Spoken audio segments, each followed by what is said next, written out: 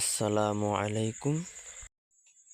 ইতিমধ্যে আমরা ফলের ক্যারেট দ্বারা অ্যাকোরিয়াম তৈরি করা শেখাবো। প্রথমত ফলের ক্যারেট দ্বারা অ্যাকোরিয়াম করার জন্য মোটা পলিথিন কিনে আনতে হবে বাজার থেকে। মোটা পলিথিন কিনে এনে মাপ মতো করে কাটতে হবে। এতটুকু পরিমাণ মাপ মতো করে কাটতে হবে যে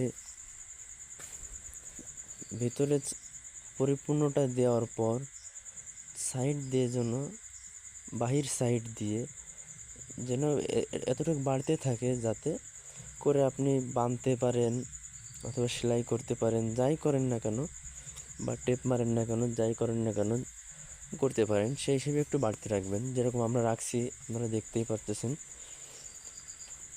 এখন আমরা আমাদের কার্যক্রম শুরু করলাম। প্রথমত পলিথিনটা 4 ভাঁজ করে মাঝের কর্নারটা একবারে ক্যারেটের মাঝে রাখলাম, রেখে ভিতর দিয়ে পলিথিনের ভিতর দিয়ে হাত দিয়ে পলিথিনটা ছাড়াই দিলাম চতুর্দিকে, যাতে একদম মিডল বরাবর হয়। এরপর আমরা ওর ভিতর পানি দিয়ে দিলাম। অবশ্যই আপনারাও পানি দিয়ে দিবেন, কারণ পানি দিয়ে দিলে আপনাদের অ্যাকোরিয়ামটা সুন্দর হবে এবং সেট আপটা সুন্দরভাবে করতে পারবেন।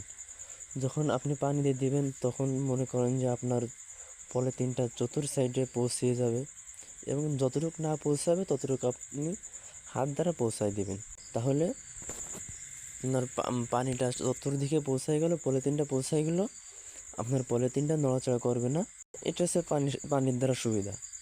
আর আপনি যদি পানি না দেন তাহলে আপনার পলিথিনটা চতুর সাইডে পৌঁছানোর জন্য অনেক ঝামেলা করতে হবে। এটাই হচ্ছে সহজ পন্থা অবলম্বন করবেন অবশ্যই। এখন আমরা বাকি কার্যক্রম শুরু করতেছি। এখন এই যে দেখতেই পারতেছেন আমরা পলিথিনটা ভাঁজ করতেছি। এখন পলিথিনটা বিভিন্ন রকম ভাঁজ করা যায়, আপনারা বিভিন্ন রকম যে যেভাবে পারেন সেভাবে করবেন। আর যে না পারেন সে আমাদের ভিডিও দ্বারা শিখে নিতে পারবেন।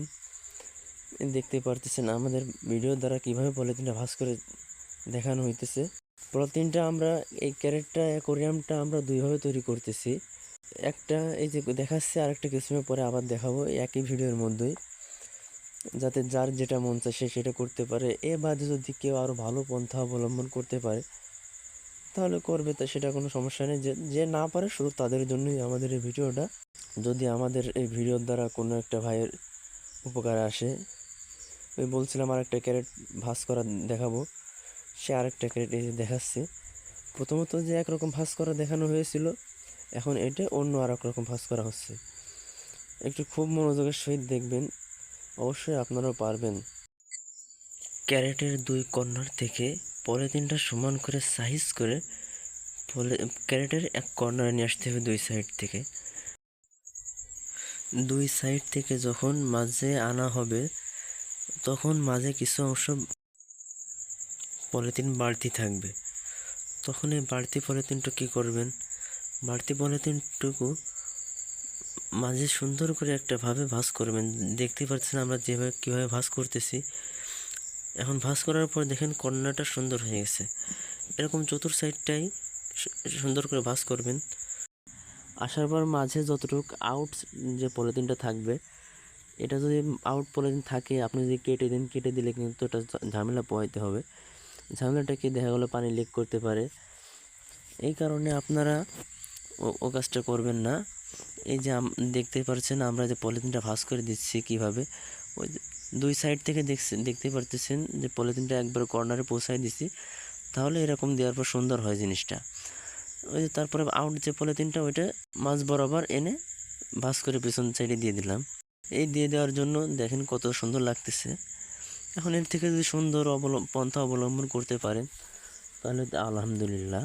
আর আগে একটা দেখাইছি ওই একই রকমই, কিন্তু ওই যে আউট পলিথিনটা শুধু মাঝে একটু ঘোরাই দেওয়া হয়েছে, সেটা আপনারা ভিডিওর মাধ্যমে দেখে নেবেন। এরপরের যে কাজটা আমাদের, যেহেতু আমরা ফলের ক্যারেট কিনেছি, এই ফলের ক্যারেটের ভিতর এক ধরনের ফোম ছিল। এখন ভাবলাম যে ফোমটা যেহেতু দিয়েছে সেহেতু আমরা কাজে খাটাই দিই। কী কাজে খাটাবো আমরা ফোমটা, ওই দেখতে পাচ্ছেন আমরা দড়ির মাপ নিলাম, দড়িটা কেটে দেব।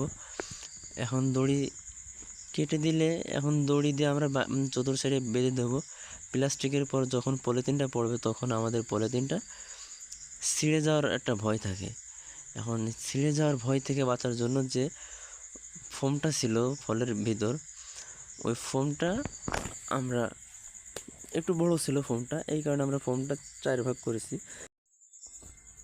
ফোমটা 4 ভাগ করে 4 কোণায় আমরা দড়ির সাথে দিয়ে দিব, যাতে আমাদের পলিথিনটা কাটার ভয় 88% কমে যায়। কর্নারে যেহেতু দড়ির চাপটা বেশি লাগবে, আর আমরা দিতেছি হচ্ছে কটের সুতা, এগুলো বাজারে কিনতে পাওয়া যায়। এখন ওই কটের সুতা দিতেছি। এখন আমাদের এই কটের সুতা বেঁধে দিলেই আমাদের অ্যাকোয়ারিয়ামের কাজ কমপ্লিট হয়ে যাবে। এই অ্যাকোয়ারিয়াম যেহেতু আমরা নিজের নতুন শুরু করতেছি, এই কারণে আমাদের মনটা খুবই উৎফুল্ল এবং আমার বন্ধুর মনটাও খুবই উৎফুল্ল, এবং আমার বন্ধু উৎফুল্লতার সহিত আমার কাজে খুবই হেল্প করেছে। এই ফলের ক্রেট কিনা থেকে শুরু করে নিয়ে বানানো সেসব আগ পর্যন্ত আমার বন্ধু আমাকে খুবই হেল্প করেছে, এবং একে একে আমাদের অনেকগুলো অ্যাকোয়ারিয়াম তৈরি শেষ হয়েছে, আলহামদুলিল্লাহ। শুরুতেই আমি 8 প্রজাতির মাছ দিয়ে শুরু করতে চাচ্ছি। ইনশাল্লাহ মাছের বাকি ভিডিও পরবর্তীতে দেওয়া হবে।